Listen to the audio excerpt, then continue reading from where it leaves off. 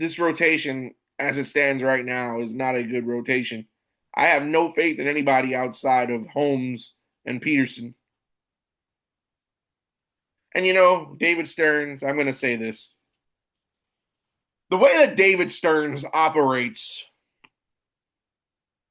when it comes to pitching, he is a guy who does not want to commit long term to big money pitching. What I mean by that is like how the Yankees gave Garrett Cole a 10-year deal.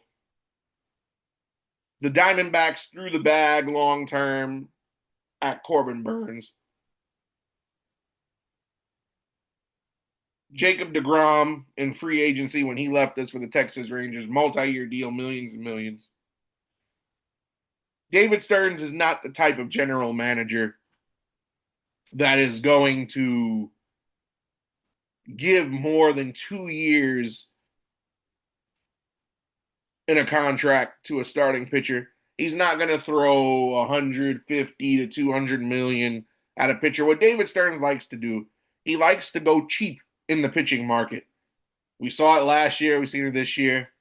He'll take players who are either outcasts from another team or players who were once thought of as going to amount to something in the big leagues, and they've been a dud up until this point in their careers. And he'll give them a 1-year or a 2-year deal, maybe 20 to $30 million, and he'll say, we'll see what happens. If they're good, great. We got them undervalued. And if they're bad, well, we didn't pay them that much, and there's no long-term commitment. They won't be here that long. And I get it because Garrett Cole missing all of this year, Tommy John, Corbin Burns, his season's done, Tommy John, so I get it. But those were only 2 guys out of a plethora of pitchers. You can't look at 2 guys and say, oh, well, yes, it can happen to anybody. Tommy John can happen to any pitcher. But you cannot hold that against every pitcher that will ever step on a mound in a major league uniform. Now, yes, Clay Holmes, who nobody wanted to take a chance on as a starter, we did, and it's been working out. But that's only because he's been a reclamation project. A guy who failed, for lack of a better term, in the second half of last season as a closer for the Yankees, the same market. And he wanted to start. Yankees wouldn't let him start. The rest of the teams in baseball, the 29 other teams, had no interest in him as a starter. David Stearns said, come on aboard. Let him start, and it's worked out so far. But that's only because nobody else had faith in him as a starter. Stearns took a leap of faith, and it just happened to work. He gambled. It's like Las Vegas. Not the Athletics, by the way. He took a flyer on Griffin Canning, as we said. Canning, to this point, I don't know what he would have looked like the rest of the season, but he had worked up until that point he got injured. Took a flyer on a guy that most teams wouldn't have touched or would have added as a depth piece. He was a 5th starter at best, or a guy who was going to find himself pitching many innings in AAA this season if he went elsewhere. It happened to work. We saw last season Luis Severino, who had a couple of bad seasons, couldn't stay healthy, and when he was available, wasn't any good on the Yankees those last couple of years. Severino looked really good last season. Not looking good this season, but gave him a 1-year deal. Didn't want to bring him back, even though he would have took a pay cut to stay with us. And now Sevy, even though he's not happy over in West Sacramento, he's got the most lucrative contract in A's history, which is crazy to think about, seeing how long that organization's been around. But this is not an athletics podcast. That's a different story for a different podcast. But then you look at the rest of the rotation, Paul Blackburn, Frankie Montas. Frankie Montas, yes, he's had success in the past. A's, Yankees, but Brewers, a guy that Stearns knows well. But these cheap deals, like, you got to do something here. I mean, yes, Kodai Senga is the ace of this team, and he's the pitcher on the staff with the longest team control, but that's because he was signed by a different regime. Stearns didn't sign Senga. Senga's been here since 2023. His rookie season, Buck Showalter was the manager.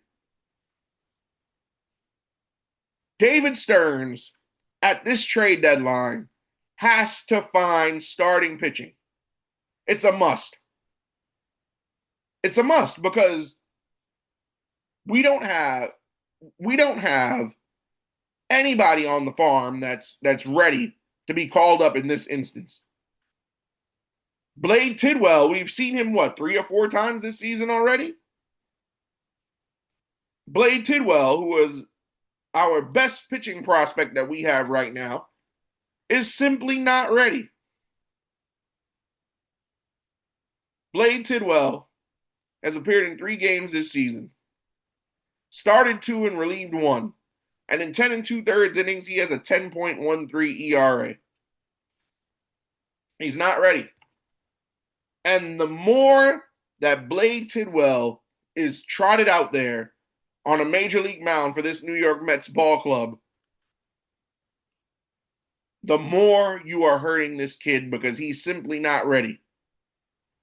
And if he's not ready, then I definitely don't want Brandon Sproat up because they're going to ruin him too.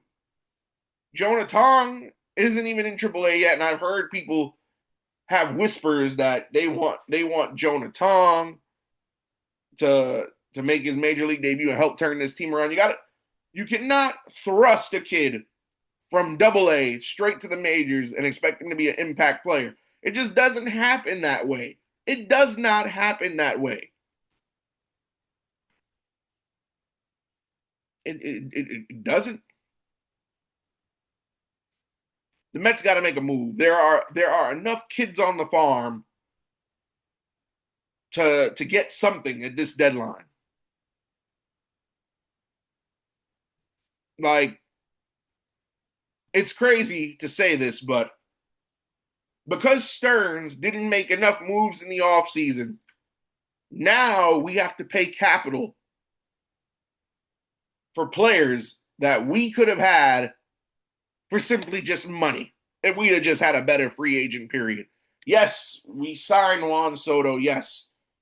But that's just, and we re-signed Pete Alonso. But those are just 2 players.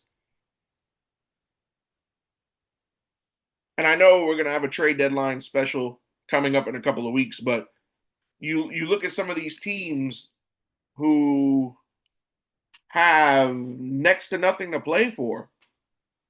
The Nationals, the Pirates, the Rockies, the White Sox, the Orioles. Red Sox may become sellers in a couple of weeks after the Devers trade. The Athletics. It's not many bottom feeders to pick from because there are a lot of teams right now floating at 500 or around 500 who believe that they can be wild card teams. But the Mets got to go somewhere and get something of quality. Now, maybe David Stearns, because I know David Stearns is standings watching like I am, but maybe in a couple of weeks, the Cincinnati Reds, who are 44 and 41 entering today, maybe they have a little bad stretch. And they become sellers at the deadline. Would love to have Sonny Gray or Hunter Green.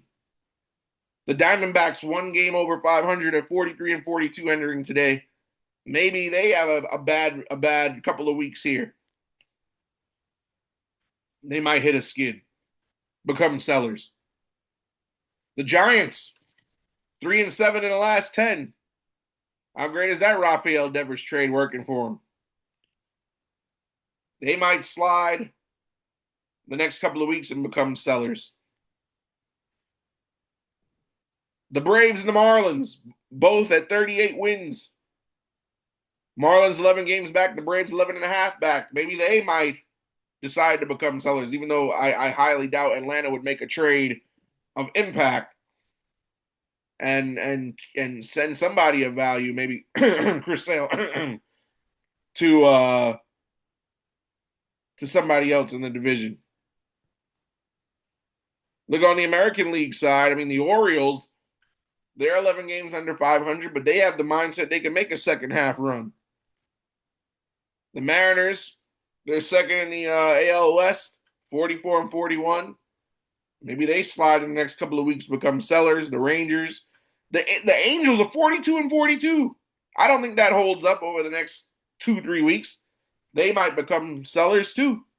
Royals are sliding 40 and 46. Seth Lugo might have a reunion. Michael Walker's been looking good, both ex-Mets. So we'll see what happens. But Stearns has to make it a point to get some type of starting pitching at this deadline.